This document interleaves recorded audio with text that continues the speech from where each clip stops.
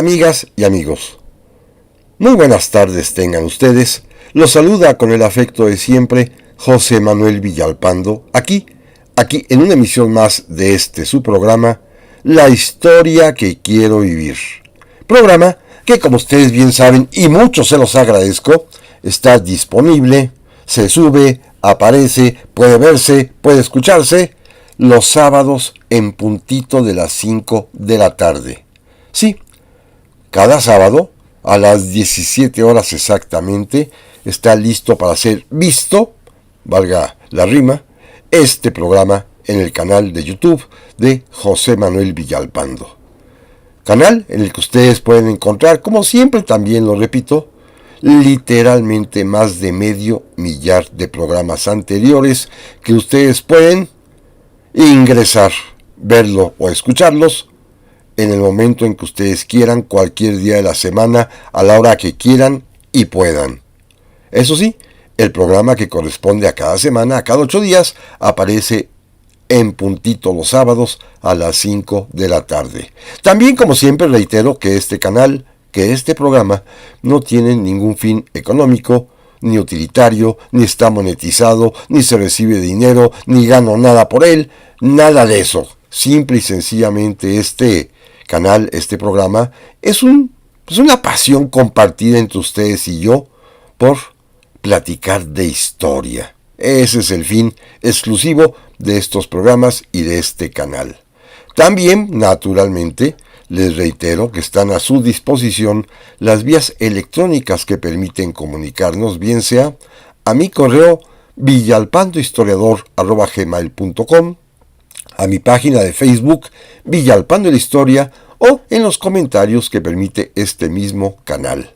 Gracias una vez más, gracias amigas y amigos por su presencia, por su compañía, por estar juntos para platicar de historia, y si les parece a ustedes bien, vamos a dar inicio al programa de hoy. Porque déjenme comentarles, platicarles, que con motivo del programa de la semana anterior, en el que ustedes seguramente recuerdan, platicamos de varios casos de fallecimientos de personajes históricos mexicanos ocurridos en el mes de julio. Sobre uno de ellos en particular, sobre un par que resultan ser muy amigos, recibí diversos comentarios de manifiesto interés, porque amables personas me preguntaban más sobre estos personajes. Particularmente llamó mucho la atención el que les contara acerca del fallecimiento del gran intelectual y liberal mexicano José María Luis Mora, cuya muerte ocurrió en el año de 1850 en la ciudad de París, la capital de Francia, precisamente un día 14 de julio. El 14 de julio de 1850, mientras los parisinos recordaban, celebraban, conmemoraban la Revolución Francesa, ese mismo día fallecía allí también, en París, José María Luis Mora. Pero además, en aquella ocasión, hace 8 días, comenté también alguna particularidad de su vida privada, que hoy precisamente quiero ahondar más en ella. Y esto pues llamó muchísimo la atención por lo que estoy viendo. Leí varios, comentarios al respecto.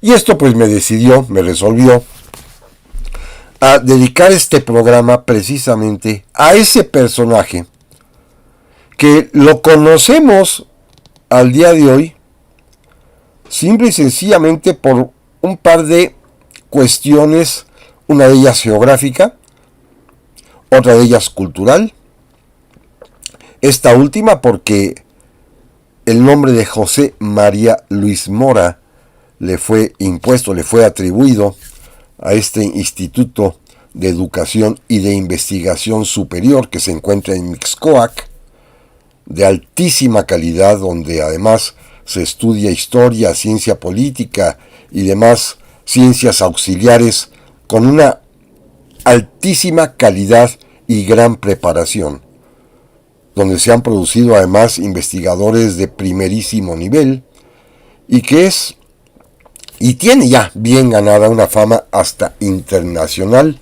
de seriedad por la alta calidad de los trabajos que allí se producen, el famoso Instituto Mora, que está ubicado en Mixcoac, precisamente donde fue la casa, que también hablamos de ella la semana anterior, la casa particular, la casa habitación donde vivía Valentín Gómez Farías, casa en la cual allí mismo falleció y originalmente también allí fue sepultado. Bueno, ahí en esta casa está ubicado el Instituto José María Luis Mora. Y también, desde un punto de vista geográfico, al doctor Mora lo recordamos, y poco porque es una calle muy pequeña. Es una de las laterales, de corto tramo, la lateral poniente de la Alameda Central. Hoy es una calle peatonal, se llama Doctor Mora, es la que colinda con la acera, con el rectángulo poniente de la Alameda Central de la Ciudad de México. Así que en realidad poco sabemos del doctor José María Luis Mora más que estas dos referencias. Sin duda, importante la del Instituto Pasajera, para quienes transitan por ahí, la de la calle que bordea la Alameda Central. Esto pues me dio mucho gusto y me puse a estudiar un poco más. Además de lo que yo ya sabía, que ahorita les platicaré al respecto, de José María Luis Mora. Sobre todo en su parte de la vida personal y privada, que lo comentaré más adelante, donde ya tuve la oportunidad yo personalmente de hacer una serie de investigaciones que al rato les comento y que ya publiqué. Pero la importancia de José María Luis Mora es en realidad mucho más allá de estos, pues, ocultos misterios de su vida privada, porque, como lo anticipaba yo también la semana anterior, se trata de uno de los pioneros del liberalismo mexicano. Un hombre que fue partidario de las ideas liberales, ya veremos, conforme a su tiempo, porque él era un asiduo lector y trató de poner en práctica las medidas recomendadas por el famoso Adam Smith, el autor de este libro, este autor inglés, llamado La riqueza de las naciones, y que fue significativo porque es en realidad el fundador de la teoría liberal universal. El liberalismo, en sus términos económicos, en sus términos sociales, en sus términos políticos y aún en sus términos de relación con las iglesias, fue planteado por Adam Smith, y el primero que trae a México estas ideas liberales, porque aquí leyó las obras de Adam Smith y trató de ponerlas en práctica, va a ser precisamente José María Luis Mora. Miren, él nació en Guanajuato, en un poblado llamado Chamacuero, hoy ciudad Comonfort, porque ahí fue también muerto el general Comonfort durante los años de 1863 contra la intervención francesa, pero mucho antes, en Chamacuero, en el año de 1794, nació José María Luis Mora. Es hijo de una familia, podríamos llamar, medianamente acomodada. Sus padres tenían seguramente propiedades, posesiones importantes, claro, importantes en el entorno guanajuatense, que le permiten en ese momento el joven y el niño, muchacho después, José María Luis Mora, dejar su población natal para ir a estudiar lo que podrían llamarse primeras letras en Querétaro, en la ciudad de Querétaro, y seguramente por su talento, por sus posibilidades intelectuales, por su pasión, eso sí, bien sabida por la lectura, será enviado más adelante a la más prestigiada escuela que existía en México en los años finales de la época colonial o virreinal, que lo era el Colegio de San Ildefonso, que era una especie ya de bachillerato de alto nivel, en donde José María Luis Mora va a destacar, obteniendo calificaciones sobresalientes en lógica, en gramática, en filosofía y por supuesto en teología. Ahí empezó a perfilar, no sé si llamarlo su vocación sacerdotal, pero sí la profesión de sacerdote. Ahorita explicaré por qué no creo que haya tenido mucha vocación religiosa, sino que probablemente la presión familiar, la presión social, lo hayan llevado necesariamente a estudiar en el seminario más adelante palafoxiano en Puebla para sacerdote, ordenarse presbítero y dedicarse algunos años precisamente al ministerio sacerdotal. Pero me regreso un poquito. Fíjense que como dato curioso, en su estadía en el Colegio de San Ildefonso, en el que además quedó acreditado, repito, sus buenas notas obtenidas en las diversas materias, pues también su pasión por los libros le llevó a que fuese designado, fue nombrado bibliotecario del Colegio de San Ildefonso. Ya desde entonces le daba por leer y por conservar libros. Más adelante tendrá su propia biblioteca, la va a llevar a la ciudad de París y cuando muera, buena parte de su haber hereditario será la biblioteca que tenía él allí en su casa. Así que es un hombre apasionado de los libros, un lector totalmente asiduo y un hombre pues que amaba la lectura y los libros porque sabía que ahí se contenía el saber de la humanidad. Pero decía yo que finalmente avanzó, se trasladó al seminario palafoxiano en la ciudad de Puebla, donde va a estudiar teología, cánones, el ritual litúrgico católico y finalmente será ordenado sacerdote para el año de 1819. Mismo año, fíjense qué curiosidad, en que se ordena sacerdote, pero año también en el que le pega por primera vez la enfermedad que a lo largo del tiempo se le irá agudizando y que finalmente será la que le ocasione la muerte, la tuberculosis.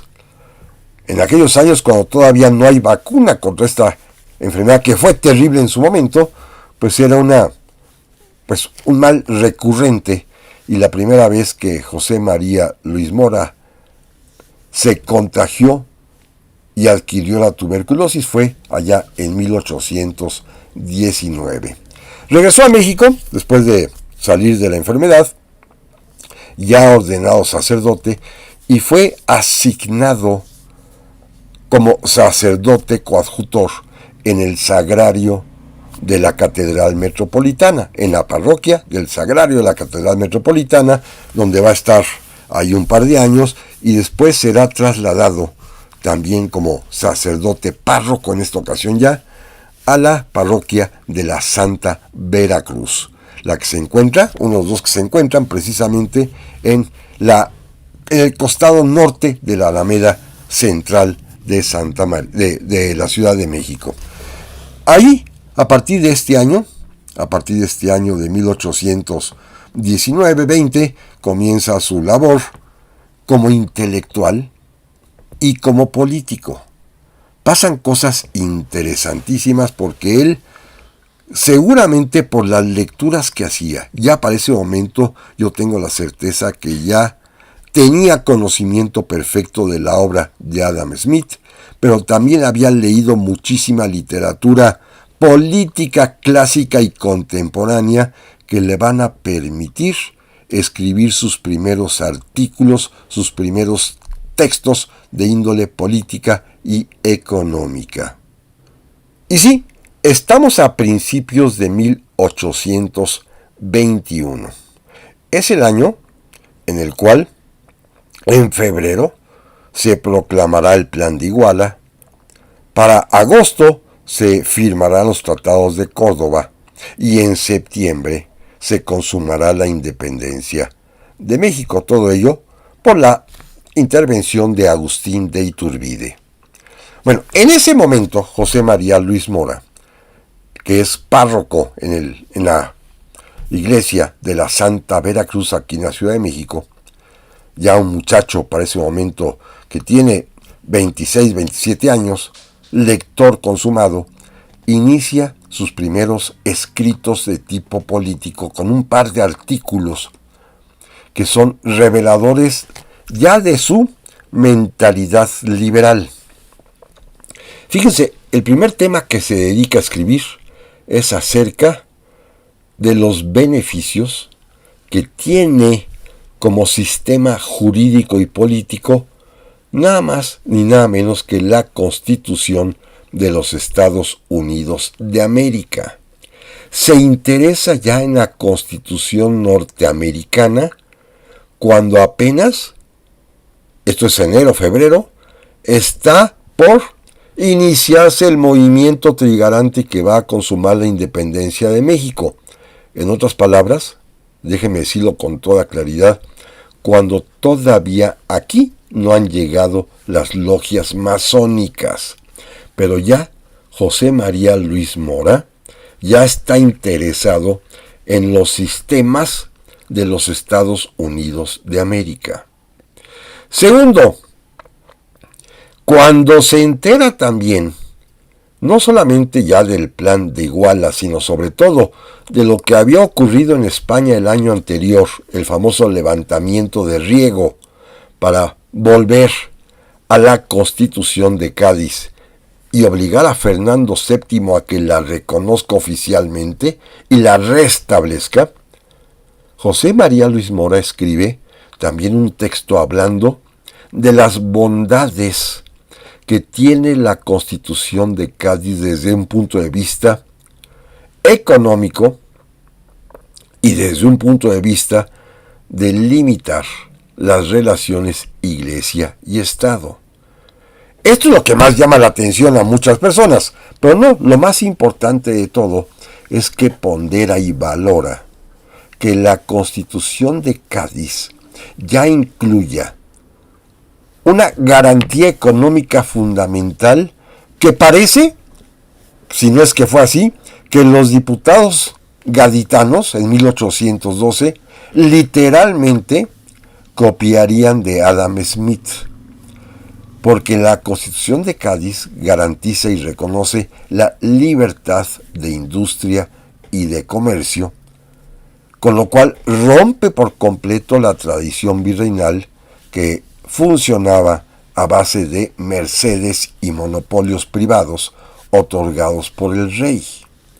Aquí en México, en la Nueva España, ni se conocía ni nos gustaba la competencia económica, que es precisamente el postulado mayor de Adam Smith y es el que garantizaron en la Constitución de Cádiz. Bueno, resulta ser que estos son sus primeros escritos que llaman la atención, por lo cual cuando se consuma la independencia y cuando se convoca el primer Congreso mexicano, pues José María Luis Mora va a resultar naturalmente electo por lo que se conoce como el distrito o la zona de la parroquia de la Catedral de México, es decir, fue el diputado por el centro de la Ciudad de México que asistió al primer Congreso mexicano, Congreso que ya sabemos la historia, es el que se ve obligado a proclamar a Agustín de Iturbide como emperador de México y más adelante es el que, pues, decide disolverse ante la abdicación de Iturbide para que se olvide por completo este famoso primer imperio. Bueno, hay que decir con toda claridad que José María Luis Mora estaba en esos momentos a favor de una monarquía. Hay otro escrito de él donde habla de las bondades de traer, como lo decía el Plan de Iguala y el Tratado de Córdoba originalmente, a un monarca de la casa Borbón.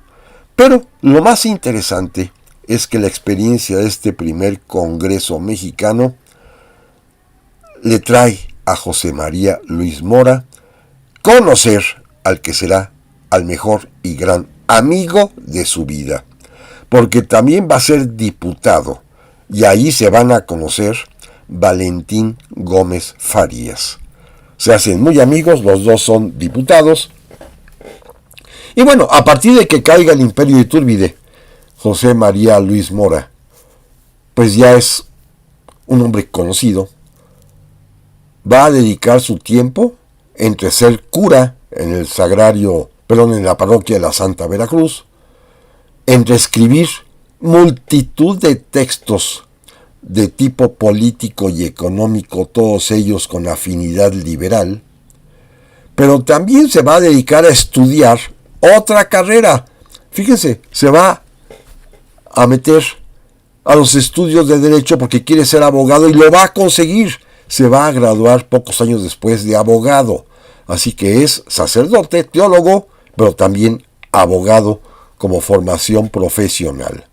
Pero además le da tiempo para fomentar su amistad con Valentín Gómez Farías, para que juntos ingresen en ese momento, en 1823, a la única logia que hay en México, que es la Logia Masónica Escocesa, y más adelante, con Valentín Gómez Farías y con también sus amigos Andrés Quintana Roo, Manuel Crescencio Rejón y otros más, van a fundar su propia logia, la Logia del Rito Nacional Mexicano. Es decir, son masones comprometidos. Son años también de gran trascendencia, de fama pública, porque es cuando escribe un libro que en ese momento va a ser muy famoso, que es el Catecismo Político de la Federación Mexicana, donde José María Luis Mora expone cuál debe ser, a su juicio, la forma de vida que llevan los mexicanos, anticipando las ventajas y las bondades de tener un sistema similar al de los Estados Unidos de América, es decir, un sistema federal.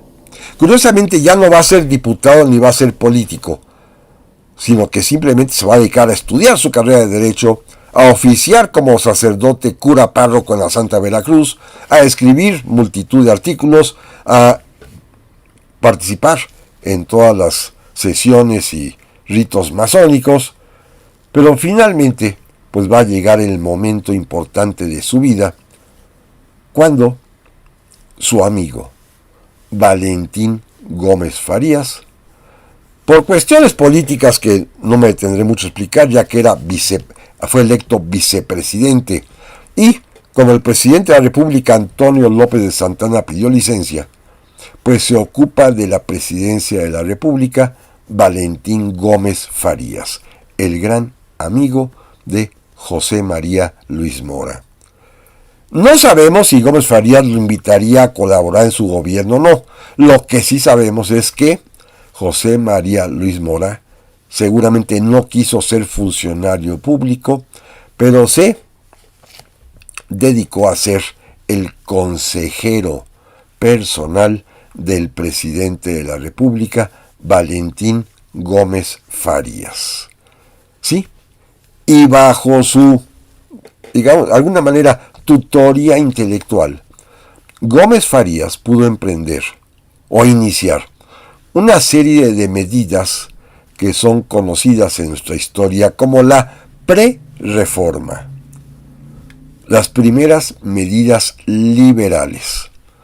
Las primeras medidas que pretenden cambiar el viejo régimen, el viejo orden de las cosas que en México estábamos acostumbrados por 300 años de vida virreinal, para tratar de darle a México un sentido de modernidad. Y lo intentó Valentín Gómez Farías. Claro, va a fracasar en casi todas excepto en una. En todas ellas, participó aconsejando, casi como redactor, José María Luis Mora, quien no trabajaba para el gobierno.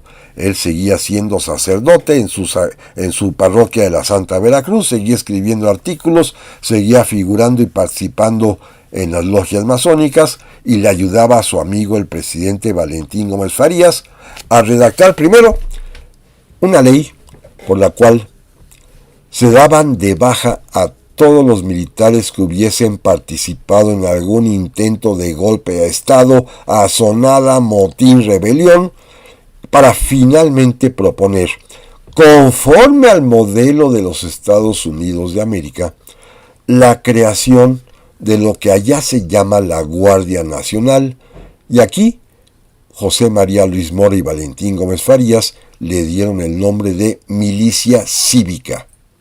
No es la Guardia Nacional de hoy, ya lo apuntaba yo en el programa de hace 8 días. La Guardia Nacional actual, que tiene más bien una misión de índole de seguridad y policíaca, no es la Guardia Nacional de nuestra historia, que durante el siglo XIX y parte del XX se destacó, porque en varias ocasiones participaron en la defensa del suelo patrio, como lo fue en la Guerra del 47.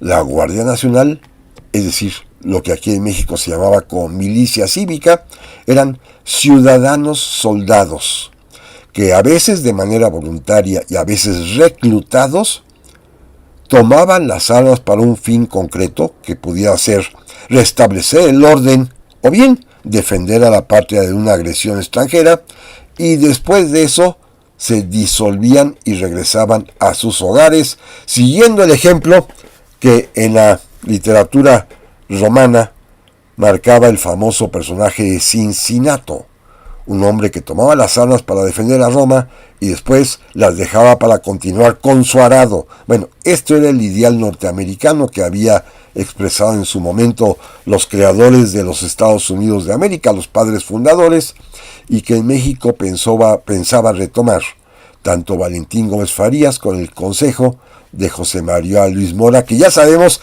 admiraba a los Estados Unidos de América.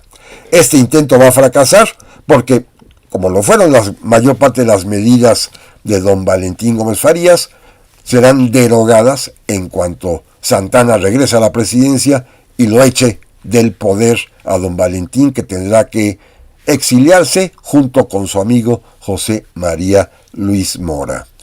La primera, pues, es esta medida en contra del ejército permanente para establecer una milicia cívica voluntaria y temporal, donde además también la casualidad y la curiosidad es que la tropa, formada, repito, por ciudadanos soldados, entre ellos eligen por votación a sus oficiales.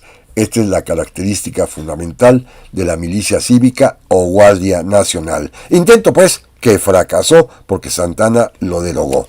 Pero amigas y amigos, no se vayan, que en un momento más vamos a continuar con este tema acerca de la vida, la obra y los pecados de José María Luis Mora. Ya estamos aquí, amigas y amigos, para la segunda parte del programa de esta semana, en el cual estamos recordando, platicando la vida, la obra y la muerte de José María Luis Mora.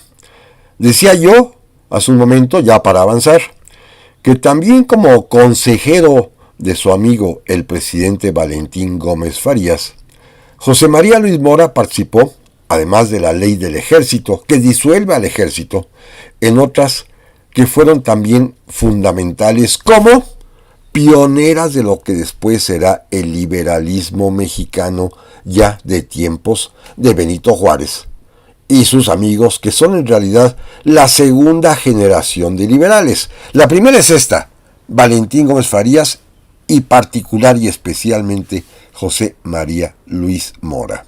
Miren, Mora había escrito ya para ese momento muchísimos artículos acerca de la necesidad de que la Iglesia Católica vendiera los bienes que tenía en administración y que eran propiedad o pertenecían a los juzgados de capellanías.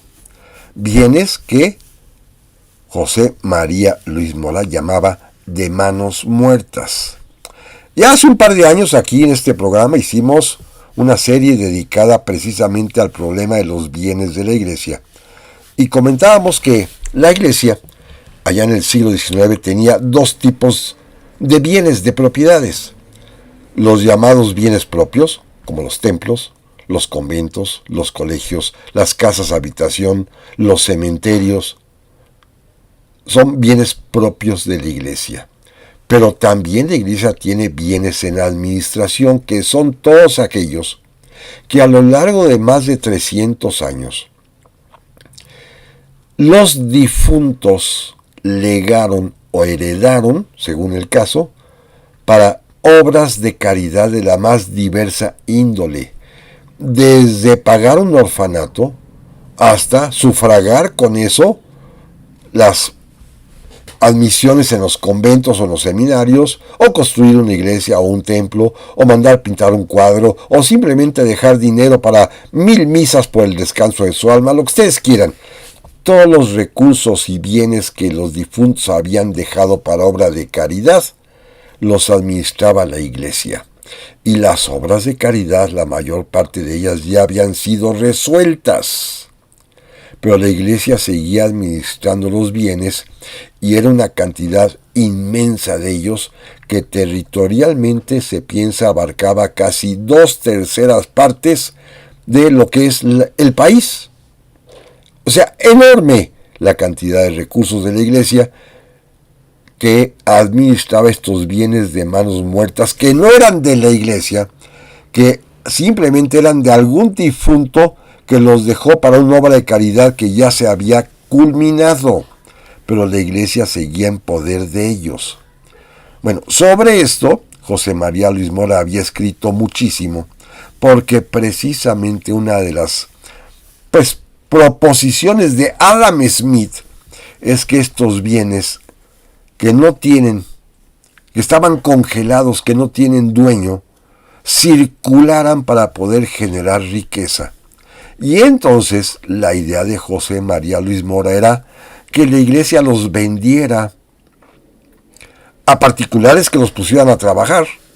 La Iglesia así no perdía porque recibiría dinero, pero cuando tuvo la oportunidad de aconsejar al presidente Valentín Gómez Farías de iniciar esta reforma en materia de propiedad eclesiástica, el mismo Valentín lo frenó y dijo: a ver, José María, estoy totalmente de acuerdo con tu idea de que estos bienes de manos muertas deben circular, pero antes necesitamos saber cuáles son, cuántos son. Se sabía que eran muchos, pero nadie sabía cuántos. Y entonces, entre Valentín Gómez Farías y José María Luis Mora, expidieron la ley de censo de propiedad eclesiástica. Una ley para obligar a la Iglesia a simple y sencillamente publicitar cuáles eran los bienes que poseía, tanto bienes propios como bienes en administración. Claro, la Iglesia se preocupó porque bien sabía las intenciones de Mora y de Gómez Farías, las segundas intenciones porque habían leído todo lo que José María Luis Mora había escrito, y también, en cuanto regrese Antonio López de Santana, esta ley se va a la basura. Más adelante la va a tomar Miguel Lerdo de Tejada en las leyes de reforma y don Benito Juárez en las leyes ya específicamente de que expidió en el puerto de Veracruz en 1859, expropiando los bienes de la Iglesia. Claro, don Benito no le preocupó saber cuáles eran. Él decidió que fueran todos. Por eso la ley es todos los bienes de la Iglesia y no fue necesario hacer un censo de propiedad como el que ingenuamente querían hacer Gómez Farías y el doctor Mora. Otra ley también muy importante, que era fruto de la preocupación que tenía el propio doctor Mora por la educación, que también había escrito ya para ese momento muchísimos artículos sobre este tema, es la Ley de Educación. La primera ley de educación que se expide en México, también fallida porque igualmente será derogada, pero que contenía una suerte de artilugio muy peculiar. En ese momento, en 1833, año que se dictan estas leyes, toda la educación pública la controla o la brinda la Iglesia Católica. No hay escuelas públicas, Toda la educación es de la Iglesia, excepto la Universidad de México. Pero todo lo demás es regenteado, dirigido por la Iglesia. Bueno, es algo que no se podía impedir, sino quién paga a los maestros y quién pone los salones de clase. Así que la ley estableció, por idea del doctor Mora, que el gobierno, el Estado mexicano tenían facultad para dictar los planes de estudio, para que hubiese una homologación de planes de estudio en todo el país, y que estos planes de estudio tenían que ser, por supuesto, seguidos, aplicados por las escuelas que eran de la Iglesia. Y para ver que se cumplieran, crearon la figura de los inspectores escolares, para que supervisaran la labor de las escuelas, todas ellas católicas, con maestros católicos o sacerdotes o monjas que daban clase, pero que aplicaran los planes de estudio que había dictado, o que dictaría más bien, el gobierno mexicano. Ley que también se fue a la basura porque se derogó en cuanto regresó Santa Anna. Pero decía yo que solamente una ley prosperó y quedó vigente, hasta el día de hoy vigente, Fíjense que hasta ese momento, y esta es la ley más importante y prototípica liberal mexicana, fundada en el pensamiento de Adam Smith y de la autoría de José María Luis Mora, firmada como proyecto de ley por Valentín Gómez Farías, es la ley que libera las tasas de interés. Hasta ese momento, 1833, desde 1521, año de la conquista, la economía mexicana, que se había basado fundamentalmente en el criterio católico de evitar el lucro, de evitar la usura, tenía establecido como límite máximo para la tasa de interés para cualquier tipo de operación civil o mercantil, la tasa que recomendaba Santo Tomás de Aquino allá en su libro La Suma Teológica.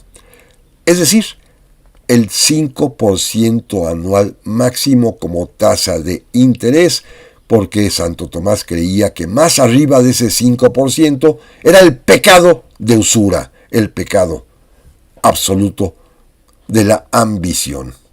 El lucro, la usura estaban prohibidos por el catolicismo. Pero económicamente era justamente el problema para una sociedad en desarrollo, porque el aliciente para los inversionistas es la tasa de interés.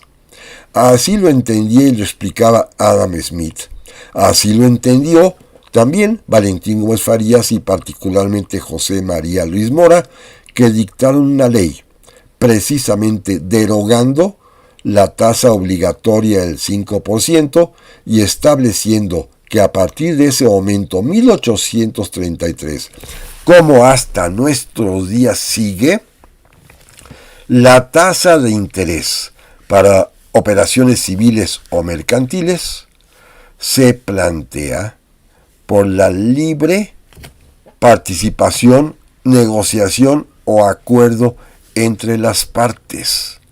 O bien, si uno quiere contratar algún tipo de servicio o adquirir algún tipo de bien y la tasa de interés la propone el vendedor, y si uno no quiere, pues no la acepta y se acabó. Pero las tasas de interés no están limitadas, sino que son flexibles, son variables, porque así lo sugirió Adam Smith, porque así son las reglas del capitalismo liberal, y esto sigue vigente hasta nuestros días. Esto sí fue una obra importantísima de José María Luis Mora, que de alguna manera pues forma parte de los avances del progreso económico nacional, con lo malo que puede traer, por supuesto, ¿no? Por los excesos. Pero bueno, esto es simplemente la idea del liberalismo aplicado ya por el doctor Mora. Esa es la ley que él escribiera, que él pensara, que él aconsejara y que trascendió y que, repito, sigue vigente hasta nuestros días. Cuando regresó Santana, esta ley, que Santana comprendió su importancia para el progreso nacional, esta no la tocó. Siguió vigente como sigue, repito, hasta el día de hoy. Pero Santana echó a Gómez Farías, lo obligó a salir al exilio y junto con él se fue el doctor José María Luis Mora. Y aquí viene pues la parte interesante, su vida en París. Primero, hay que decir que el doctor Mora tenía en México bienes, 3 de ellos particularmente, precisamente en Tacubaya. 2 casas en la calle de Pajaritos en Tacubaya, que se ve que eran unas casas grandes porque la parte superior era una casa habitación y la planta baja eran locales comerciales. Bueno, estas 2 casas las rentó. Y tanto el ingreso que dejaba la parte superior como los locales comerciales de abajo es de lo que va a vivir en París. Tiene otra casa más en Tacubaya también, que esta simple y sencillamente la va a hipotecar para obtener dinero para irse. Así que tiene bienes materiales en México, no son cuantiosos, pero le dan para poder vivir con cierto decoro en París. En París compró una casita en el número 24 de la calle de la Fuente de San Jorge, la Fontaine de Saint-Georges, en París, en el número 24, compró una casita en la que va a vivir y en la que va a morir desde 1834, que vive ahí hasta 1850 en que muere, y se va a dedicar allá en París fundamentalmente a escribir.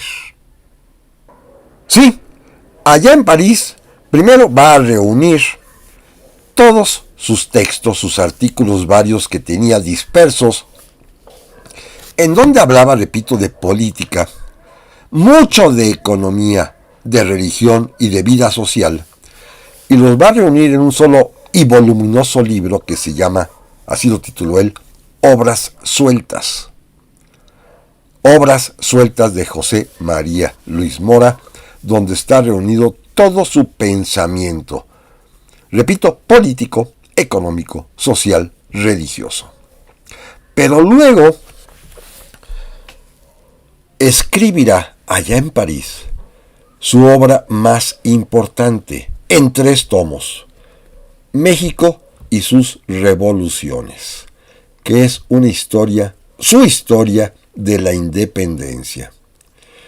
Es un hombre que ama profundamente a su patria, pero que sin embargo tiene en este propio libro críticas particularmente a los insurgentes que iniciaron la independencia, como Miguel Hidalgo e Ignacio Allende, porque allí en su propio libro los acusa del desastre económico que la guerra de independencia trajo para México, porque él pensaba que debería ser una independencia tipo a la manera de Estados Unidos de América, pero en cambio en México fue una revolución violenta, que inclusive acabó con muchas fortunas, pero también con los medios de subsistencia de miles y miles de mexicanos, como lo era su propia familia. Ahí nos enteramos que las posesiones de su familia, de su padre allá en Chamacuero, en Guanajuato, fueron arrasadas por los insurgentes de Hidalgo y de Allende. Así que escribe su obra fundamental, México y sus revoluciones, convirtiéndose en uno de los primeros que escribiera sobre este tema. Ya hemos platicado que allí en París coinciden, seguramente se habrán visto, Lorenzo de Zavala, José María Luis Mora, y cada uno escribe sus historias sobre la independencia de México. Es algo curioso que los principales historiadores iniciadores de esta narrativa sobre nuestra libertad la hayan escrito en París. Pero también, eso lo hace porque tiene que pasar el tiempo, pero para obtener algo de recursos, y aquí viene la parte ya misteriosa de su vida, José María Luis Mora se dedica al comercio de Biblias. Vende Biblias. Y es cuando yo tengo la sospecha que quizás abandonó la práctica sacerdotal católica, porque no se sabe más de qué sucedió en su condición de sacerdote católico, y quizá se acercó a la iglesia anglicana, o quizá alguna otra denominación protestante. No tengo certeza más que la que me da el saber que se dedicó al comercio de Biblias y que él fomentó traducciones de la Biblia al inglés y al español mexicano. Una Biblia que se tradujera conforme al habla española castellana de México, lo cual me indica que había ya cierta tensión con respecto de su catolicidad, que como sabemos no admite la religión católica interpretaciones sobre la Biblia más que la oficial, y en cambio la literatura anglicana, religiosa anglicana o protestante, pues sí admite multiplicidad de interpretaciones bíblicas. Entonces quizás anduviera ya José María Luis Mora en esas andanzas en materia de fe, coqueteando o quizá pasándose ya de plano a alguna otra denominación religiosa, porque sí abandonó por completo la práctica sacerdotal de su anterior origen católico. Pero miren, en 1846, de esas cosas raras de la política mexicana que son muy normales, Valentín Gómez Farías vuelve a ser vicepresidente de la República, Antonio López de Santana vuelve a ser el presidente, es decir, es una relación muy peculiar, se odiaban, pues estaban juntos, Santana y Gómez Farías, y entonces, pues Gómez Farías nuevamente se hace cargo de la presidencia, en lo que Santana va a combatir a los estadounidenses invasores, y mientras tanto aprovecha para volver a las andadas, lanzar otras leyes de reforma, pero su amigo doctor Mora, que está en París, le pide ayuda, y Valentín Gómez Farías decide designarlo, nombrarlo ministro, es decir, embajador hoy en día, de México, pero ante la Gran Bretaña, ante el Reino Unido. Así que el doctor Mora se traslada ya oficialmente como embajador mexicano, pero a Londres. Ahí va a estar un par de años, lo que resta de 1846 o 1847, y a mediados de 1848 regresa a París porque nuevamente lo ataca la tuberculosis, esta enfermedad, que finalmente será la que lo lleve a la tumba. Hay que destacar que durante su estancia en Londres, el doctor Mora va a intentar que el gobierno británico, el gobierno inglés, intervenga a favor de México, porque aquí en nuestro país estamos librando la terrible guerra de la invasión norteamericana. Va a fracasar Mora en sus intentos, y quizás por eso, entre sus fracasos está porque no consiguió que Inglaterra interviniera a favor de México. Por cierto, en Inglaterra, fíjense, en México siempre ha sido esto igual, El embajador, el ministro José María Luis Mora, tiene como secretario a Benito Gómez Farías, es decir, al hijo de su amigo Valentín, que se lo encomendó y mandó a su hijito de secretario de la Embajada Mexicana en Londres, junto con su amigo José María Luis Mora, para que vean que esto de los nepotismos y las amistades es muy antiguo. Bueno, finalmente regresa a París y aquí viene la parte interesante. Ya sabemos que se enferma de tuberculosis, no logra salir adelante y fallece el 14 de julio de 1850. Bueno, déjenme platicarles que en alguna ocasión tuve la grata fortuna y el honor de que me invitaran a escribir un texto en una biografía colectiva del Dr. Mora, gracias a que se encontraron y se publicaron digitalmente todo el archivo personal inmenso, gigantesco, riquísimo de José María Luis Mora, que, para variar, se encuentra en Austin, en la Universidad de Texas, en Austin, Texas. El Instituto Mexicano Nacional de Ciencias Penales lo rescató, lo digitalizó, hizo un libro al respecto y a mí me pidieron que participara en las partes que a mí me gustan como escritor que soy a veces de temas amorosos, como mi famoso libro, famoso entre comillas, Amores Mexicanos. Bueno, me interesó mucho ese tema y escribí un texto que le puse como título Pecados carnales de un santo liberal. Pecados carnales de un santo liberal, que se publicó en mi libro, que les platiqué hace poco, El gusto por la historia. El gusto por la historia, que lleva además como subtítulo Obras sueltas, ensayos dispersos y textos públicos, obviamente obras sueltas, copiado de José María Luis Mora. Bueno, aquí en El gusto por la historia publiqué este texto basado en la documentación oficial, la documentación personal de la familia del doctor Mora, que no tenía familia. Pues no, aparentemente no, porque era sacerdote. Sin embargo, hay dos mujeres en su vida. Una mexicana que lo acompaña a París, que no sabemos, y aquí sí soy cauto, si es simple y sencillamente su amiga, su compañera, su pareja, o una hija natural. No lo sabemos y no lo sabremos nunca. Se llamaba Juana Nava y es la mujer que va a heredar todos los bienes del doctor Mora en México. Cuando el doctor Mora fallezca, repito, el 14 de julio de 1850, Juana Nava, que vive en París, va a heredar la casa, que ya platicábamos, del doctor Mora en París, en el 24 de la Rue de la Fontaine de Saint-Georges, pero también va a heredar las 3 propiedades que tiene el doctor Mora en México.